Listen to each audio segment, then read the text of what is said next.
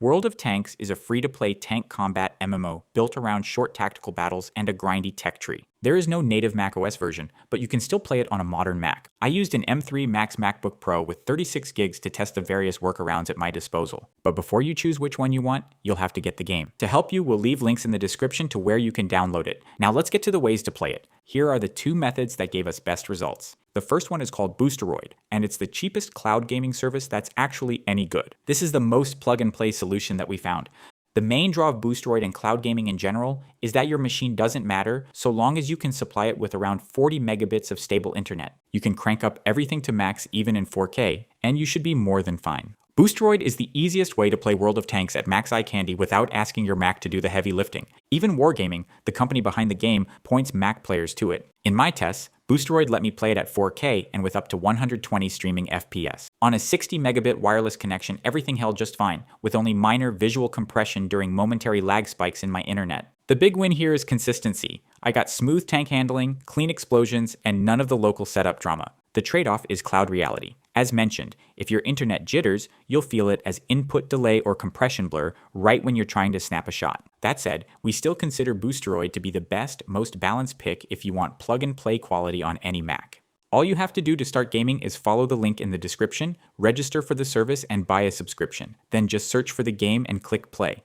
It's all pretty easy, but we have a how-to tutorial if you need it, and an overview of the service if you want something more in-depth to make up your mind. Crossover is hands down the best non-cloud method to play Windows games on Mac in 2026. It will give you the ability to play anywhere you want without internet limitations, and scales better with newer Macs. But you're not going to get anywhere near the graphical fidelity or performance you'll have with cloud solutions. Crossover works great with World of Tanks because this is not a brand new ultra-heavy shooter. In my tests, my M3 Max MacBook Pro with 36 GB gave me between 110 and 130 frames per second at medium settings. For a baseline, even a base M1 can make sense if you lean on low settings for a stable 60 frames. The main limitations are that ray trace shadows are a bad trade, and some players see visual oddities on the lower graphics modes. Other than that, Crossover is one of the best ways to play this game on a Mac.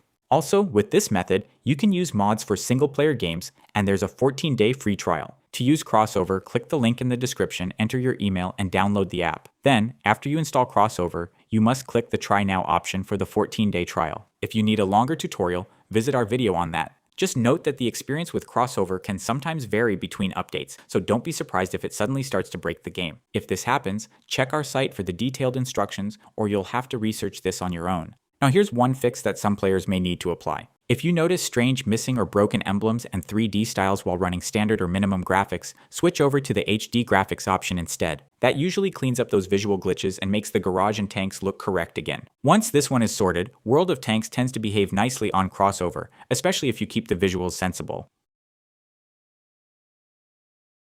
In World of Tanks, start by turning ray traced shadows off and set the overall graphics quality to medium. Those two changes usually smooth out busy brawls with lots of smoke and explosions without making the game look flat. For further performance gains, feel free to apply the rest of the settings shown here.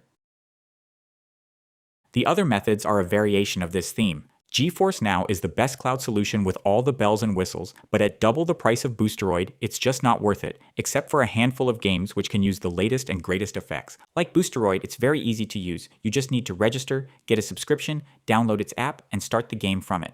AirGPU is the rent a gaming PC by the hour option. You buy credit, spin up a Windows machine, then stream it through Parsec or Moonlight. You pay by the hour and prices vary depending on what machine you rent, but the average is around $1. Then you also need to pay for local storage, which is $3.50 per month per 50 gigabytes with a minimum of 100 gigs. Shadow PC is the subscription version of the same idea, where the lowest monthly subscription fee is $34 for US users, and it only goes up from there. EU users get a cheaper plan option that costs €20 per month, but that's still more than twice the monthly fee for Boosteroid's base plan. Sikarugir is the free DIY version of Crossover. It works great when it works, but it's more inconsistent, less intuitive, and has a lengthy setup. As for the setup, you first need to install Homebrew, then Sikarugir itself, then Steam, and then the actual game. The process takes a bit more time compared to the other methods here, and so is beyond the scope of this video. For detailed guidance on how to set up Sikarugir, just click the respective video in the description and it will show you exactly what to do.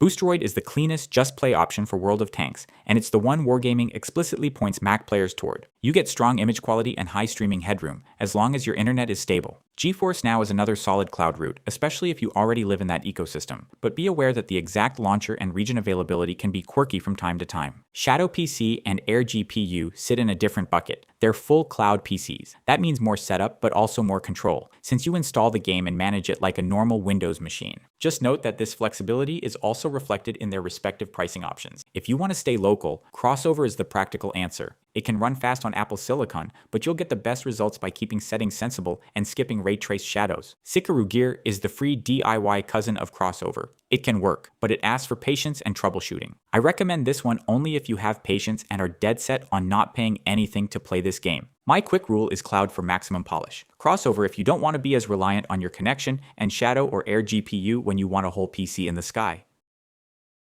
So these were the best methods for playing this game. If you want to explore more popular gaming titles you can play on your Mac, check the videos that should now appear on your screen, or simply browse through our channel.